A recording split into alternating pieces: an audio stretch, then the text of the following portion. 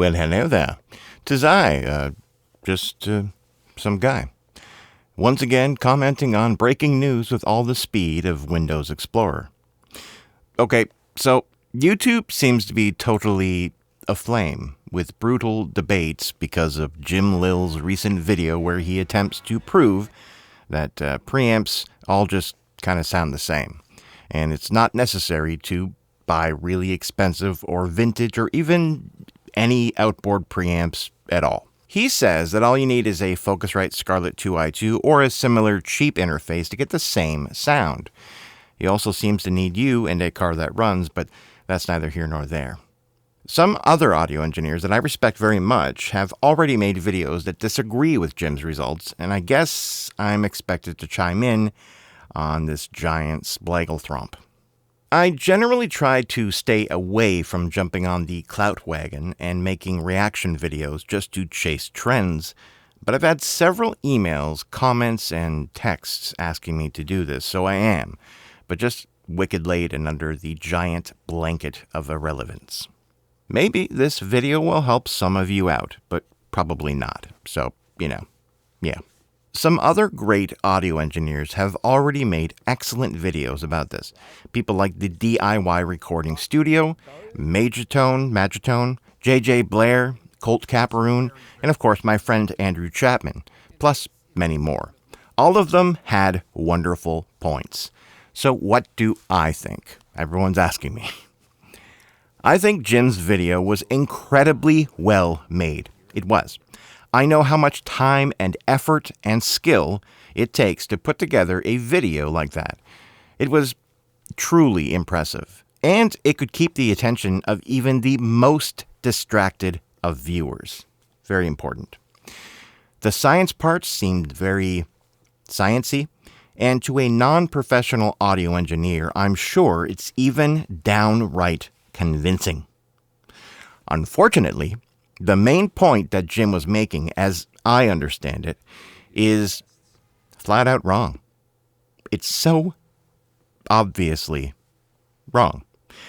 I think that Jim's main point is that all preamps fundamentally sound the same, and that you do not need to go out and purchase expensive or vintage preamps to sound different than that of something cheap like a Focusrite Scarlett 2i2. He makes it sound like a Scarlett, a Class AB preamp, sounds the exact same as a Neve 1073, a Class A preamp, while testing it against a Class AB Neve 31105. If that is indeed what the point of his video was, then that's wrong. I would even go as far as saying that it's a harmful claim, because many people will just take that misinformation and plug it into their minds and reject all other evidence, even their own ears, because there are people who do that, and that's a shame. Great gear is exciting and motivating and sometimes even inspiring, like a poor painter with a new fancy brush. 'Tis a poor painter that struts and frets his hour upon the canvas. I don't know. But also because gas is an incredibly fun syndrome to have. I mean, why buy a house and a car and have a swimming pool and go on vacations when you can just buy a 16th preamp? How dreadfully boring.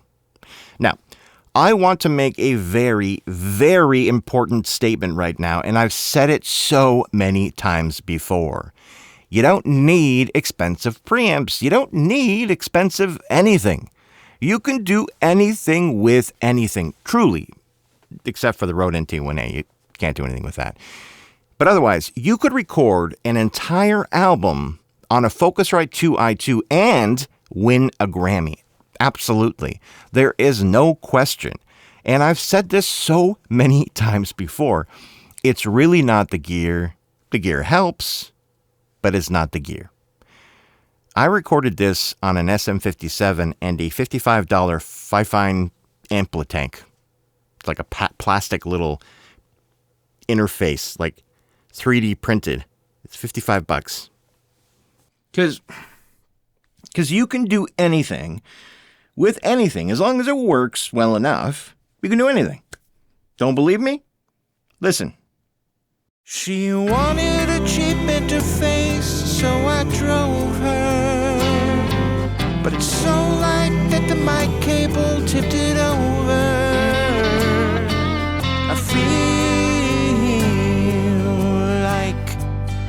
made by Tonka, but the new crappy plastic Tonka, not the old really cool metal kind. If the point of Jim's video was simply that you do not need to buy expensive or vintage preamps to make great musical recordings, then I emphatically agree, and I would completely endorse his video. But that was not the perceived point of his video. He appears to be saying that all preamps sound basically the same. That's what it seems like. That's what I took from it anyway. That's what so many professionals that I know took from it as well. Are you saying that all preamps sound the same? No, some preamps are broken. And some preamps are made so cheaply or poorly that their frequency response doesn't stay flat from 20 hertz to 20 kilohertz. But Jim, my preamp sounds different. I know it does. Okay, show me. But there will be defenders saying, well, what he meant was, if he really meant what you say he meant, then why do you need to interpret for him?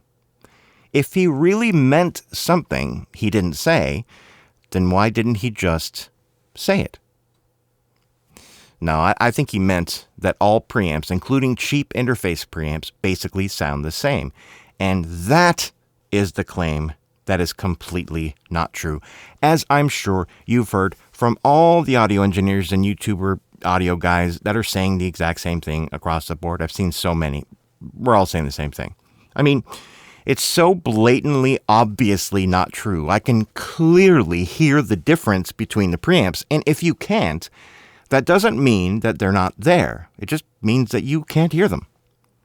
But I think Jim's video appeals to new audio enthusiasts in the same way that bright mics do. So here are a couple of other things about his video that I disagree with. I have always used the gain as a color pot, and then raised or lowered the fader or output to hit tape or converters at the level that I want. I've always done that. Set your gain. Usually I get a little bit of saturation that I can really hear, and then I dial it back 1 or 2 notches, and then I use the output, the fader or the trim or whatever you want to call it on your particular preamp, and you bring it down to appropriate levels, and that's how I've always done it. We did this back in the big studio that I worked at in like 1992. Every studio I've ever worked in or recorded at did the exact same thing. Everybody does that. It's been done by many engineers for decades. Jim says that no studio that he's ever been to does that. I've never seen a fruit bat, but I don't make the claim that they don't exist.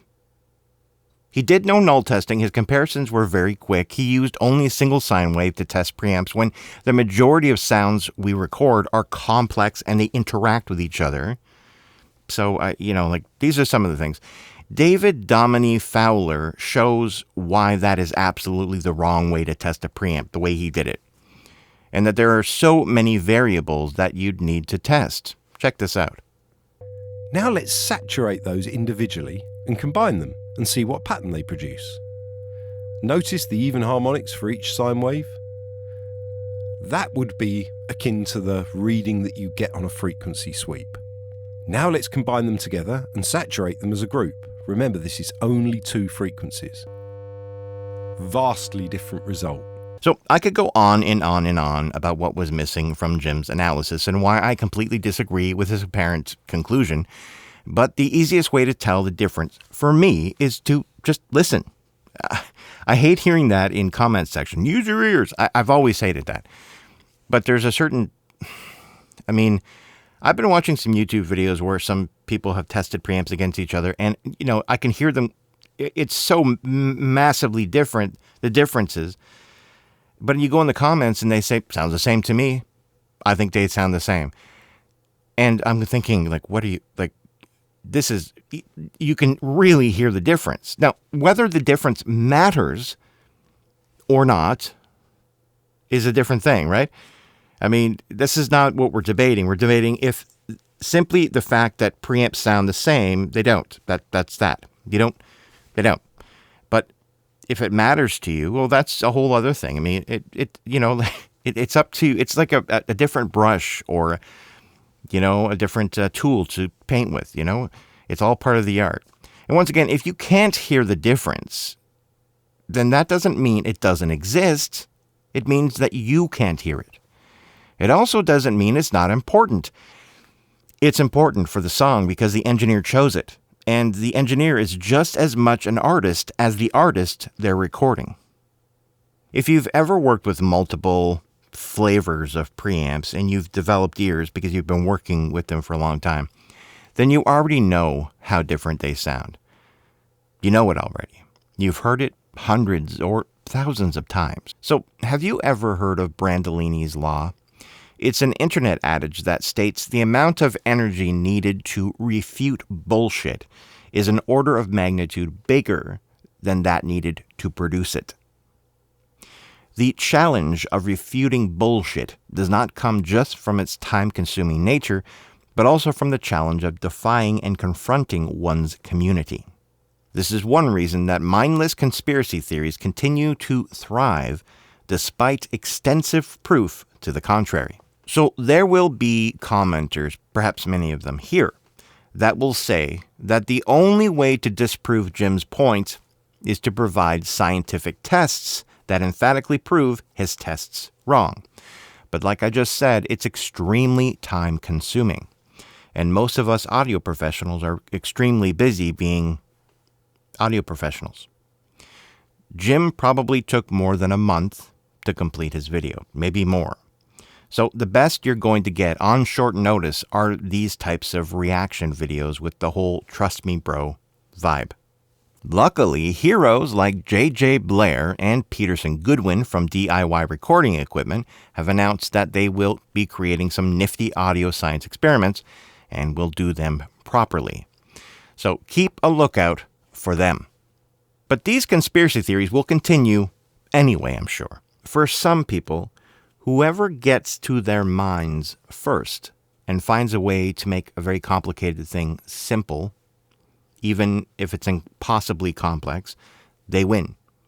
And changing minds after that becomes impossible. So for misinformation to work and spread, the person spreading it just has to find a way to make it simple.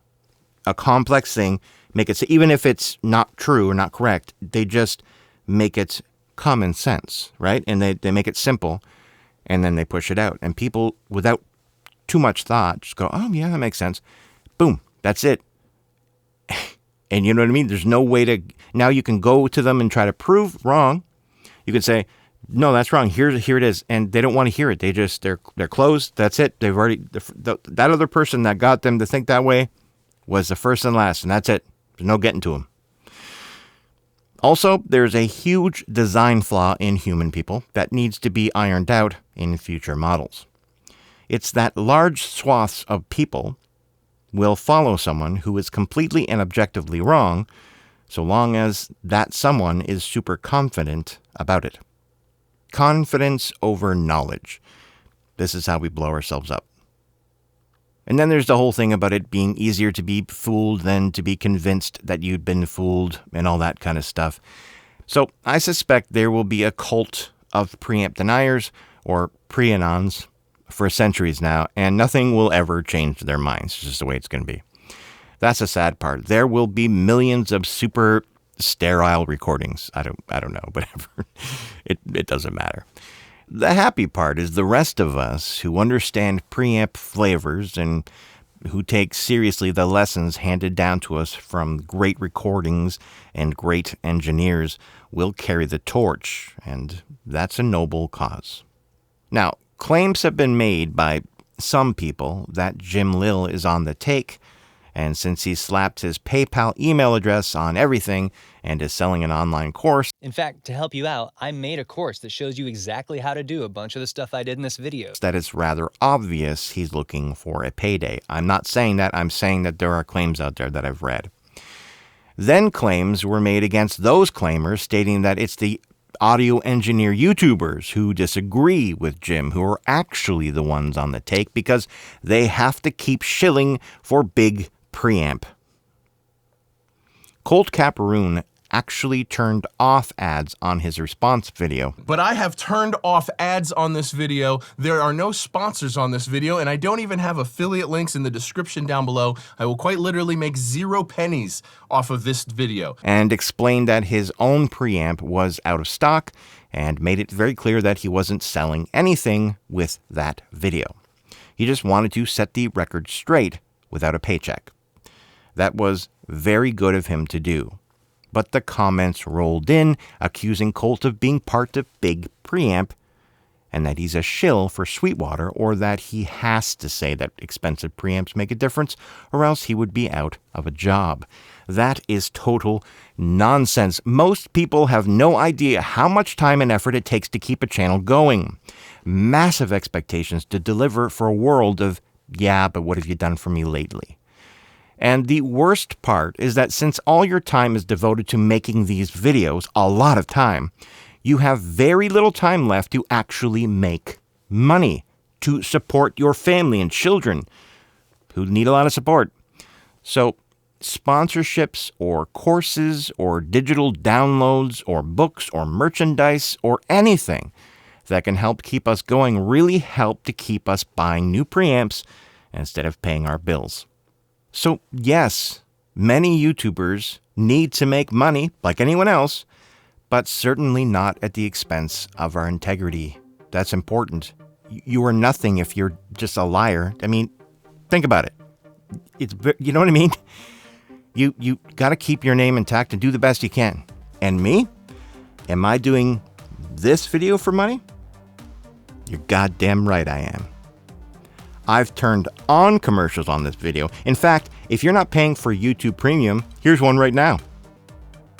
Also, I've made this really cool t-shirt that's for sale on my website that also has digital downloads and lots of really cool services that I provide. Yeah, because preamps matter. Or maybe I'm just an evil shill for Big Preamp. I just have a studio in my unfinished basement and drive a 22-year-old car just to throw people off. Preamps matter. Bye now.